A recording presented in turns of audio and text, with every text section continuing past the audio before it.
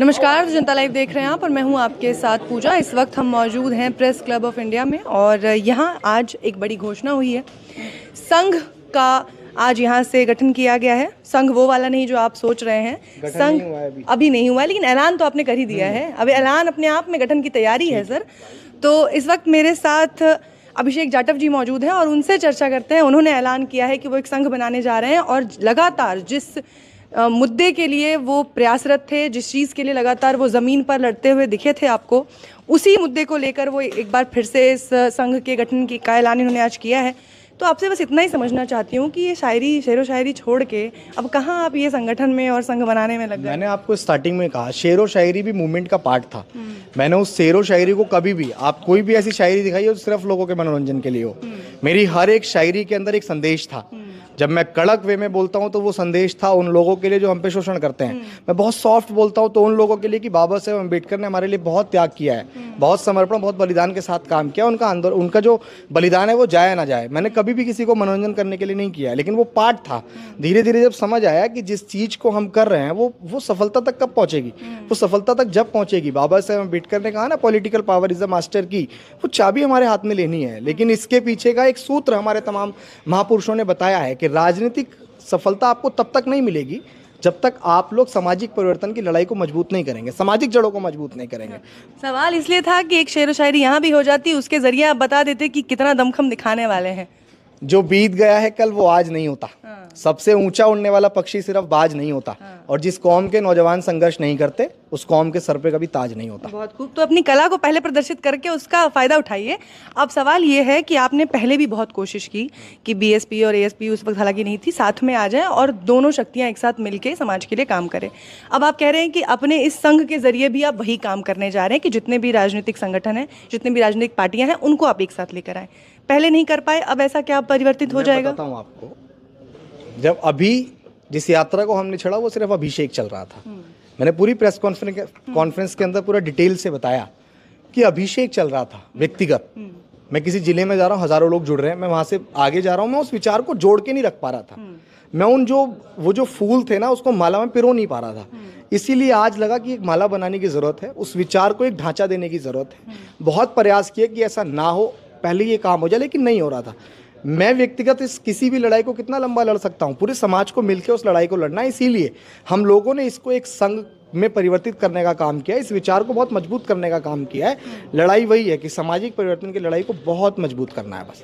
एक बहुत क्लीशे सा लेकिन बहुत महत्वपूर्ण सवाल है कि बाबा साहेब के नाम पे बहुत सारे संगठन और बहुत सारे, अभी आपने संघ तो पहली बार शब्द इस्तेमाल किया है। अब इस संघ से लोग कंफ्यूज हो जाएंगे कि एक तो बहुत बड़ा संघ है और उसकी तो चर्चा ही चर्चा है, तो क्या उसको टक्कर देने आ रहे हैं आप, या फिर जैसे बाकी सारे संगठन अब तक चलते आ रहे हैं एक और नया संगठन जुड़ रहा है? मैं आपको बताऊं कि यहाँ किसी को टक्कर देने की लड़ाई नहीं है। डॉक्टर बाबा साहेब अम्बेडकर ने किसी से टक्कर लेने के काम नहीं किया। बाबा साहेब अम्बेडकर ने संपूर्ण राष्ट्र के लिए काम किया। इस देश में जितने लोग जाति अंत के लिए काम कर रहे हैं, जितने लोग इस देश में समतामूलक समाज बनाने के निर्माण की ओर बढ़ रहे हैं, हम सब लोग पूरी मजबूती से उनके साथ भी खड़े हैं और हम पूरी मजबूती से उसी लड़ाई को आगे बढ़ाने का काम कर रहे हैं। बस ना किसी को टक्कर दे रहे हैं, ना किसी की होड़ कर रहे हैं, ना किसी का कुछ कर रहे हैं। बाबा साहेब अम्बेडकर का विचार अपने आप में सबसे बड़ा विचार है, उसकी टक्कर तो कोई ले ही नहीं सकता। तो अब हम ये मान के चले कि आपके इस संघ के ऐलान के साथ ही बहुजन समाज पार्टी और आज़ाद समाज पार्टी एक हो जाएंगे और तमाम जितने भी राजनीतिक दल हैं जो बहुजन समाज का नेतृत्व करते हैं वो सब एक तबके में आएंगे? ऐलान के साथ ही कैसे होगा? फूले ने जो लड़ाई लड़ी, मान्यवर कांशीराम साहब ने आके उत्तर प्रदेश में सत्ता दिलवाई, बाबा साहेब अम्बेडकर ने संविधान बनाया, सबको अधिकार दिया, लेकिन आज भी अधिकारों के लिए लड़ाई है ना।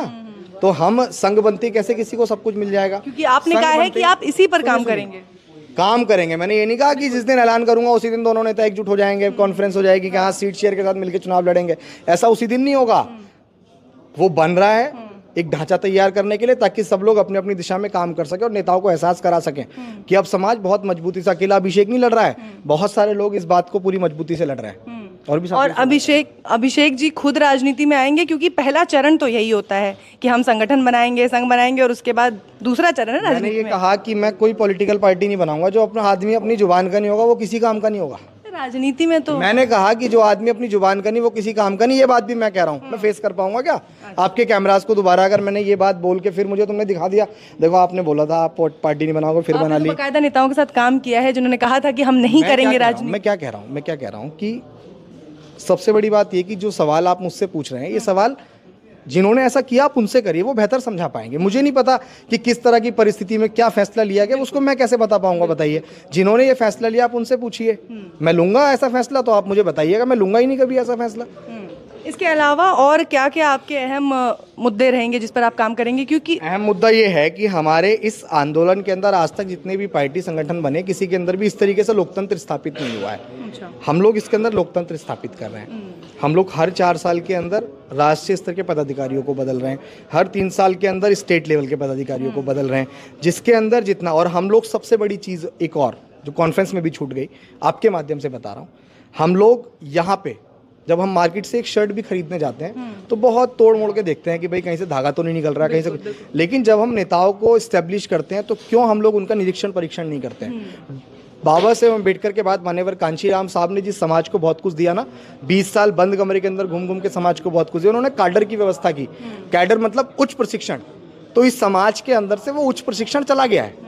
हमारे नौजवानों को ये तो पता है कि जमीन पर उतर के आंदोलन करने जाना, लेकिन ये नहीं पता कि आंदोलन के बाद उसको संभालना किस तरीके से है। तो हम लोग इस देश में निरीक्षण परीक्षण करने का, और जो कैडर जो लोग आज कैडर से मतलब वो लोग उनको नहीं मिला है, हम उनको कैडर देने का अब लोग काम करेंगे। 23 सितंबर का जिक्र किया आपने, उसका क्या कुछ है, उसके बारे में जरा जिक्र करिए। 23 सितंबर को दिल्ली के NDMC कन्वर्सेशन सेंटर में इसकी स्थापना होगी। देश के बहुत सारे लोग इसमें पहुंचेंगे, आपके माध्यम से भी बहुत लोग पहुंचेंगे। जितना हमने काम किया, हमारे संघर्ष को देख के भी लोग पहुंचेंगे, और उसको पूरा समाज संकल्प दिवस के रूप में भी मनाता है, तो वो हमारे लिए बड़ा दिन है। ये बताइए कि जुड़े क्यों लोग आपसे? अगर बाकी संगठन हैं, आप कह रहे हैं लोकतांत्रिक तरीके से आप इसको चलाएंगे, लेकिन उसके अलावा अगर जो लोग देख रहे हैं, जो आप कह रहे हैं कि जो लोग आपसे जुड़ेंगे, जो आएंगे, क्यों आए वो आपके पास? मैं इस बात की डेफिनेशन खुद कैसे दे सकता हूँ? अरे वो समाज, मैं बताता हूँ। मैं इस बात की डेफिनेशन खुद कैसे दे सकता हूँ? लोग इसलिए आए कि जो मैंने प्रेस कॉन्फ्रेंस में पूरी बात रखी है उस बात को सुन के सहमत हो तो आए। असहमति होगी तो हमारे पास आएंगे, तो हम उच्च प्रशिक्षण से उनको समझाएंगे, सहमति बनेगी। बाबा साहेब अम्बेडकर के विचार से लोग जुड़ के काम करना चाहते हैं ना जो लोग, वो हमारी इस बात से कभी असहमत नहीं हो सकते हैं। आप बार बार बाबा साहेब का जिक्र कर रहे हैं। बाबा साहेब को तो इस वक्त हर राजनीतिक पार्टी का बैनर देखिए, हर राजनीतिक पार्टी के तले बाबा साहेब हैं। बाबा साहेब के बिना तो राजनीति हो ही नहीं रही। मुखौटा बना के काम करने वाले लोगों की बात नहीं कर रहा हूँ मैं। एक्चुअल में अपने अंदर उतारने वाले लोगों की बात कर रहा हूँ, और एक्चुअल में कौन उतार रहा है ये आपको भी बहुत अच्छे से पता है। जी, आपका नाम सर? प्रोफेसर महेंद्र प्रताप राणा। अच्छा, आप भी इनके साथ जुड़े हुए हैं? तो ये बताइए कि आप तो बाकायदा प्रोफेसर रहे हैं, शिक्षा के क्षेत्र से आते हैं। अभी हैं? बिल्कुल, तब तो आप पढ़ा ही रहे हैं। क्या पढ़ाते हैं सर? Waste Asia. अच्छा, तो आप तो बाकायदा पढ़ाते हैं स्टूडेंट्स को, फिर उसके बाद ये क्या अलग मिलने वाला है इस संघ के जरिए बहुजन समाज को, जो आपको भी यहाँ आना पड़ा? संघ के माध्यम से वो मिलने वाला है जो दूसरे लोग नहीं पा रहे हैं। क्या उद्देश्य बड़े शॉर्टकट हैं। और कहते हैं ना कि जिसकी जितनी संख्या भारी उसकी उतनी हिस्सेदारी। वह एजेंडा अभी तक जो है अधूरा है। और मान्यवर कांशीराम के बाद एजेंडा तो सब सेट करते हैं, लेकिन कौन चलेगा? और ये हमारे 2-3 भाई है ना, ये तो अभी 40 तक उम्र तक चलेंगे। मैं तो अब समझ लीजिए कि 10 साल का मेहमान हूँ, उसके बाद क्या हो। नहीं, आपने जो विचार हमारे अंदर उत्पन्न किया वो लंबा चलेंगे। और ये भाई लोग हैं, एक लंबी रेस के घोड़े बनेंगे ये, और ये खींचना चाहते हैं। बहुत लोग, बहुत सारी बातें हो रही हैं। मैं इसमें कुछ नई बातें जोड़ के अपनी बातें ख़त्म कर दे रहा हूँ कि पूरे देश में 175 मिलियन हेक्टेयर ज़मीन बची हुई है, और सरकारें आएंगी, सरकारें जाएंगी। बीजेपी जाएगी, कांग्रेस आएगी, कांग्रेस जाएगी, बीजेपी गए। ये जो है पाल्हा बदलने वाला काम नहीं हो जाना चाहिए। बहुजन समाज के भी आंदोलन है, बहुजन समाज की पार्टियां, और ये बहुजन समाज के लोग हैं। तो वो चीज़ें लोकतंत्र के लिए यह 2 पार्टी सिस्टम सबसे बड़ा खतरनाक है। और ये युवा लोगों ने जो तय किया है, वो तय आपको एक लंबे एजेंडे के बाद ये दिखेगा। ये क्या है? अभी बहुत लोग बातें कर रहे हैं। 1000 से ज़्यादा देश में जो 25 उच्च न्यायालय हैं, 25 उच्च न्यायालयों में 1000 से ज़्यादा जज हैं।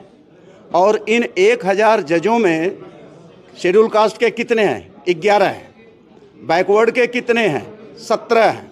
जरा आबादी के हिसाब से निकाल लीजिए तो इन युवाओं की जिम्मेदारी यही है, जिले जिले गांव गांव तक एकदम, और जब तक गांव तक आप नहीं पहुंचेंगे तब तक यहाँ से कोई संघर्ष होता नहीं है जो मान्यवर ने किया। आजकल पार्टियों में मार्गदर्शक मंडल की जगह बना दी गई है, आप जैसे बुद्धिजीवी लोग रहेंगे। DS बिंद्रा जी भी इस वक्त हमारे साथ मौजूद है। सर, आपने तो संगठनों में बकायदा अब ज़मीनी जो मुद्दे रहे हैं उनमें भी आप लड़े हैं, चाहे वो शाहीन बाग का मामला हो, उसमें भी हमने आपको देखा है। अब यहाँ से एक नई शुरुआत आप कर रहे हैं, नई पारी की, क्या ज़रूरत लगी आपको जुड़ने की? हम लोग नई पारी की शुरुआत नहीं कर रहे। पहले तो जय भीम नमो बुद्धाय। हम लोग अभिषेक भाई, जोशिंदर भाई, जिन्होंने एक सोच को लेके आए हैं, युवा सोच को, एक नया एजेंडा है, एक नई सोच है, एक नई पहल है, उसको हम लोग सपोर्ट कर रहे हैं। हम लोग रहेंगे, टीम के साथ रहेंगे। ये हमारे युवा साथी हैं, हमारी तो एज हो गई है, लेकिन हम इनके साथ चलेंगे, इनके कंधे से कंधा मिला के चलेंगे, इनको बताएंगे कि कैसे कैसे आगे चलना है, कैसे करना है। जहाँ भी ये डगमगाएंगे तो हम भी खड़े हैं इनके पीछे।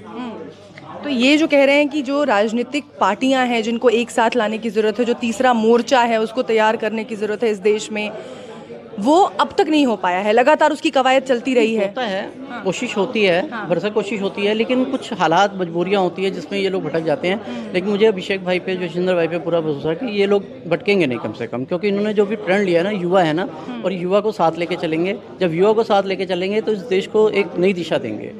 युवा तो बहुत है बहुजन राजनीति में, तो उनको सही दिशा में लेके जाने वाले लोग नहीं है ना। आप ये कह रहे हैं जो पहले से राजनीतिक पार्टियां हैं या जो बनी है वो भटक गए हैं, भटक गए हैं। आप देख रहे हैं क्या हालात है देश का। अगर इस देश को बचाना है तो आपको सड़कों पे आना पड़ेगा, आपको लड़ना पड़ेगा, आपको संघर्ष करना पड़ेगा। अब आप संघर्ष जब करेंगे तो आपको एक दिशा देने वाला तो एक मूवमेंट होना चाहिए ना, एक संघ होना चाहिए ना, कि आप कहाँ संघर्ष करेंगे, कैसे करेंगे, कब करेंगे, कौन सी परिस्थितियों में करेंगे। ये तो नहीं सड़कों पर निकल जाएंगे लाठी डंडे लेके और आप वापस आ जाएंगे, आपको जेल में डाल दिया जाएगा, सारी लाइफ टाइम आपको जो है जमानत नहीं मिलेगी आपको।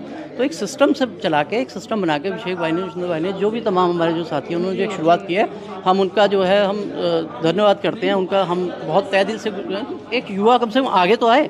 युवा यूट्यूब, फ़ोन पे इधर भटक के, युवा को नहीं मालूम है उसको करना क्या है, उसको मार्गदर्शन नहीं है। तो हमें बहुत खुशी है कि एक ऐसे युवा, हमारी पीढ़ी हमारे साथ आगे बढ़ी है जो इस दिशा को आगे लेके चलेगी। नहीं तो इस देश के अंदर एक ही पार्टी, एक ही संविधान और एक ही सब कुछ रह जाएगा, और संविधान भी आने वाले समय में ख़त्म हो जाएगा। अगर हम आवाज़ नहीं उठाएंगे तो संविधान को हम लोग बचा नहीं पाएंगे। एक ही संविधान की तो सर लड़ाई है सारी।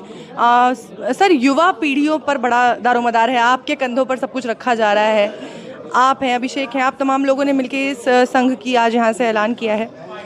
लगातार ये प्रयास होता रहा है कि जो बहुजन मूवमेंट है, जिसको मान्यवर साहब कांशीराम लेकर आए थे, वो उनके साथ ही कहा जाता है कि धीरे धीरे वो ख़त्म हो रहा है, वो बहुजन मूवमेंट। अब राजनीतिक पार्टियां तो तमाम आ गई हैं, लेकिन बहुजन मूवमेंट नहीं बचा है।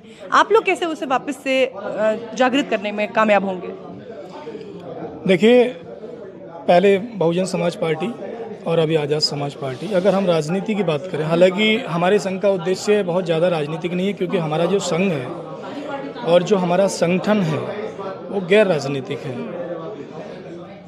हिस्सेदारी पर हम राजनीति की बात कर सकते हैं, लेकिन अभी हम संगठन पे काम करने का हमारा उद्देश्य है। आपने एक सवाल किया था कि पहले कोशिश करते हैं, बाद में सब अलग अलग हो जाते हैं। तो इतने बड़े करोड़ों के समाज में, करोड़ों की संख्या में जो समाज इस देश में है, उसमें एक तबका ऐसा भी है जो इस बात से, इस पीड़ा से जूझ रहा है कि भाई हम किसको वोट दें। एक विधानसभा पर, एक लोकसभा पर एक ही विचारधारा के दो कैंडिडेट उतर रहे हैं। आज हमारी जो जिम्मेदारी वो यही है। हमने किस में काम नहीं किया? हमने बीएसपी में काम किया, हमने आज़ाद समाज पार्टी में काम किया, हमने भीम आर्मी में काम किया। लेकिन जब हम किसी एक पार्टी विशेष में रह करके काम करते हैं तो उसकी अपनी एक विचारधारा होती है। स्टार्टिंग में समाज को एकजुट करने की बात कही जाती है, लेकिन बाद में बिखेर दिया जाता है। ये बहुत कड़वी बात बोल रहा हूँ। लेकिन हमारी जिम्मेदारी ये है कि जो एक पीड़ा से जूझ रहा है, करोड़ों की संख्या में जो स्ट्रेंथ में इस देश में हमारा समाज है, उसको भी तो ज़रूरत है भाई। वो किसको वोट देगा? तो हम शायद कॉन्फ्रेंस में बात नहीं कह पाए, लेकिन मैं अब आपको बता दूं, अब नेताओं की मनमानी नहीं चलेगी। अब समाज तय करेगा कि किसको वोट देना है और किसको कहाँ से लड़ाना है, कहाँ से जिताना है। और ये काम हम अपनी मर्जी से नहीं कर रहे हैं, ये हमारा अपना खुद का विचार नहीं है, ये समाज की ज़रूरत है। लंबे अरसे से जो समाज में हम काम कर रहे हैं, ये समाज की मांग है और वो हमारे साथ खड़ा हुआ है। अभिषेक ने एक बात कही थी प्रेस कॉन्फ्रेंस के दौरान कि बीएसपी एक सोच है। बीएसपी कोई एक पार्टी नहीं है, एक सोच है, क्योंकि वो मान्यवर साहिब कांशीराम की सोच के ज़रिए आया था। तो ऐसे में अलग अलग जो राजनीतिक पार्टियां बनती हैं, जो कि पहले संगठन ही रहे, बाद में पार्टियों में कन्वर्ट हुए, उन लोगों को भी ये बात समझ में आती होगी कि बीएसपी एक सोच है, उसके साथ मिलके हमें आगे बढ़ना है। लेकिन आज आप कह रहे हैं कि इतनी सारी पार्टियां हैं, ऑप्शन नहीं है लोगों के पास, लोग परेशान हो जाते हैं कि किसको वोट दें, कहाँ जाएं। बिल्कुल सही बात है, समाज बट रहा है आपस में। तो उस सोच से ये बिखराव हो रहा है क्या? बाबा साहेब को लेकर ही लोगों की सोच अलग अलग हो गई है? बाबा साहेब को मानने वाले तो सब एक हैं। बाबा साहब ने तो कभी नहीं कहा अलग अलग हो जाइए। बाबा साहब ने हमेशा संगठित रहने के लिए प्रेरणा दी है, शिक्षित रहने के लिए प्रेरणा दी है और अपने अधिकारों के लिए संघर्ष करने के लिए प्रेरणा दी है।